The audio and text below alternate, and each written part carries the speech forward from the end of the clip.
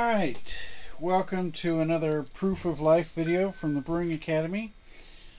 Just going to run through a customer's 1088 XLD with the I/O mod system.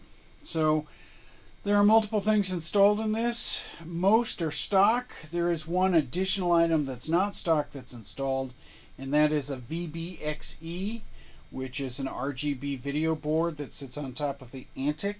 And that is why we have output to the SC1224 right there.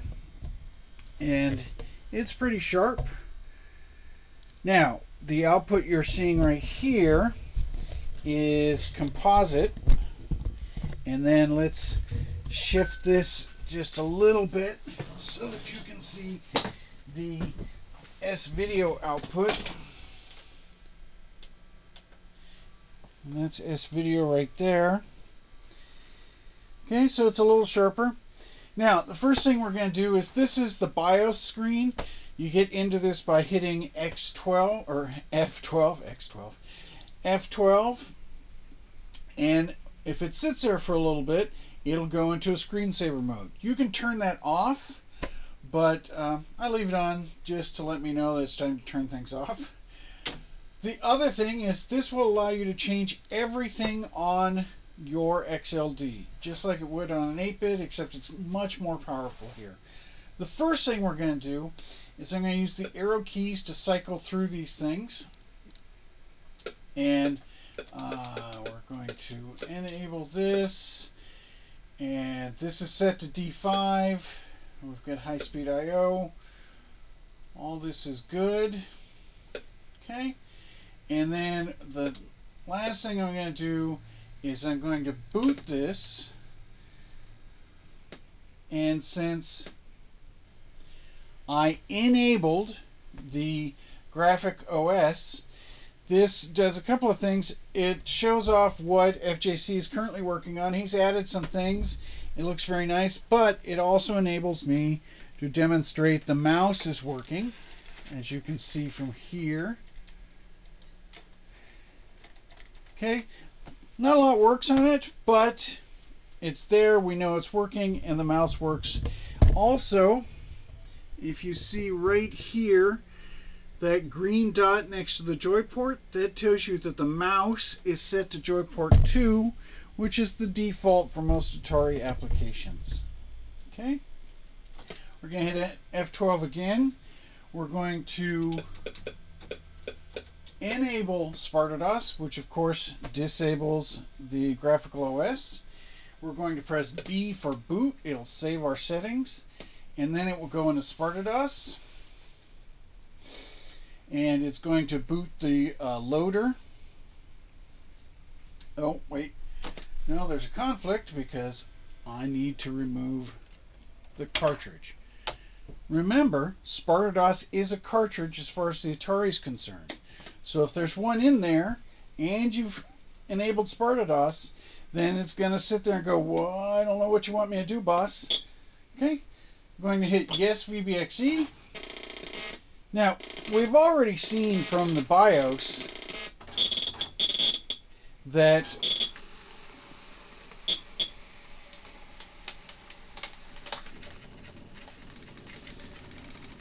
get the printer off here. We've already seen from the BIOS that that the VBXE was there, but we now know it's there. I'm going to press SC, or type SC. This is Sparta Commander, and the reason why I'm loading it is to demonstrate what happens when VBXE hits. Okay, so when VBXE goes into 80 column mode, the composite and S-video screen's blank, but the RGB picture is still enabled. Okay? So I'm going to control quit, and yes, I really want to quit, and then everything goes back to normal. We need to set the time, which is 10:58 and 00, and let's set the date, which is let's see, 27, 10, 21. Okay, and just to make sure it's set correctly, TD on, we're good. And so we're going to TD off. Okay. And then let's demonstrate that the cartridge works. So let's go to F12 again. Let's disable Spartados. We're going to save. We're going to turn this off because we don't insert cartridges when things are on. And then we're going to turn it on again. It's going to do the 1088 XLD splash screen. And then it will go to Atari Age. Okay. And this does a couple of things.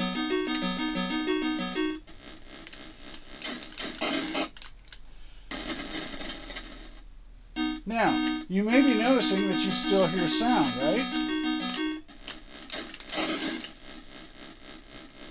The reason for that is because sound is automatically connected on the SC1224 because it's got a speaker, and that's connected as well as external sound. Plus you've got a microphone jack up front that you can use. So that did a couple of things. Showed you that cartridge ports works. Also, forward, back, up, down, and fire on the joystick works. This is also a good opportunity to show you right here. This is your 1088 XLD AV Bob. And this is how you get all of your AV out by just this one 13-pin DIN cable. This is the SC1224. This is S-Video. This is left audio, right audio. This is going to the XLD. This is composite. And then we've got separated chroma and luma, 9-bit VGA or RGB, and then HD15 for RGB on the VGA as well. Now, you still need a monitor that will do about 15 kilohertz. Okay, just because it's there doesn't mean that it will work with any monitor out of the box. It's got to be 15 kilohertz. So we've demonstrated a couple of things. What I want to show you now is I want to show you the loader. So I pressed L there, and the loader gets us access to these compact flash hard drives right here that are right here, and you have two of them. And this is a great way to get files onto your Atari by not having to fiddle with floppies and stuff like that. You just format them on your computer, whether it's a Windows or a Mac, and then you copy them over, and then you can access them right here. I'm going to boot up Bob Term. I'm going to make sure that the SIO port is enabled. Okay.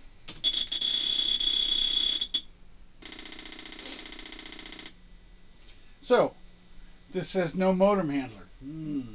Okay, well, then what we should do is let's quit, and we will go to, we're going to boot Spartados. Oh, we can turn Spartados on, don't we? Yes, we do. Okay, boot.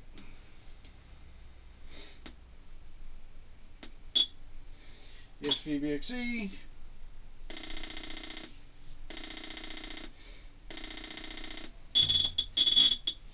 Okay.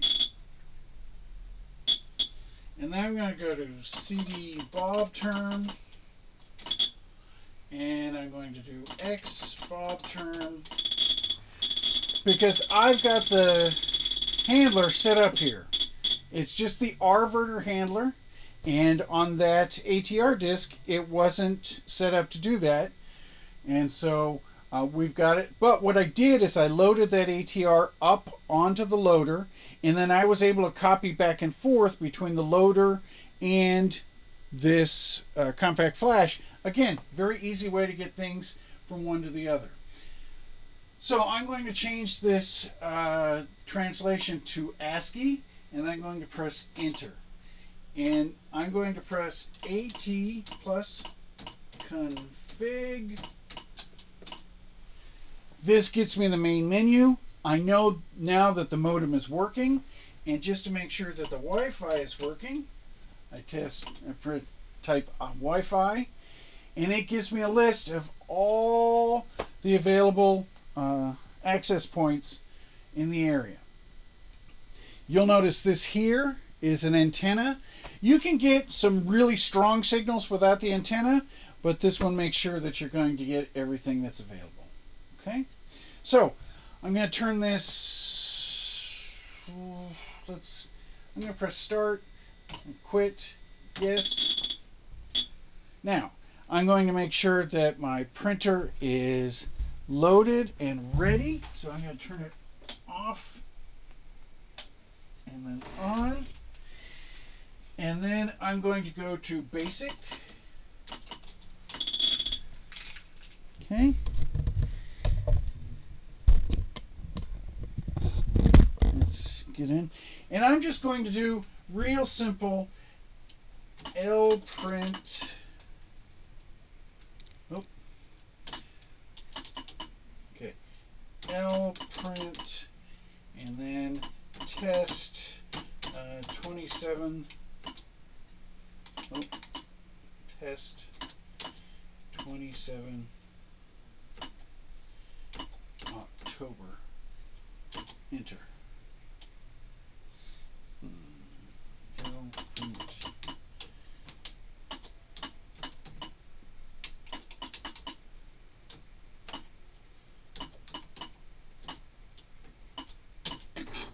Okay, you probably heard that. Oh,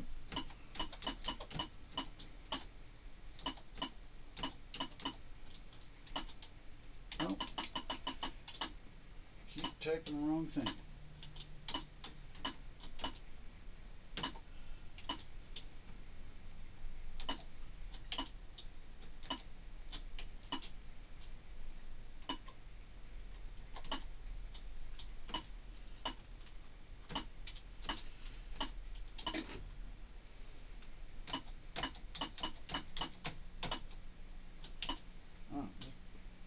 Really doesn't want to cooperate, does it? My keyboard is acting up here. Yeah, not going to do that. Anyways, let's look down here. Oh, and you can see the test. Okay. So let's see here. We've tested. The problem is it's a wireless keyboard, and sometimes, yeah, it's not getting an unlock. So we've tested the joystick ports, we've tested the cartridge ports, we've tested the mouse, we've tested the keyboard, we've tested the compact flash, we've tested the modem, we've tested the printer port, we've tested the cartridge port, we've tested S-Video. Everything has been tested and is good to go.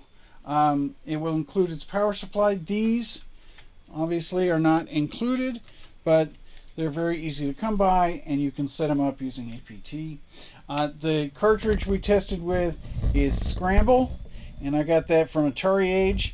I've always wanted to play that game, and so I was really glad when they released a version of it. If you have any questions, there's an entire 200-page manual that answers most of the questions. Other than that, thank you for your business. I hope you enjoy it. And for those of you that weren't the customer watching, if you have any questions, feel free to email us at mcrory@thebrewingacademy.com. And the Brewing Academy is all one word. Thank you so much.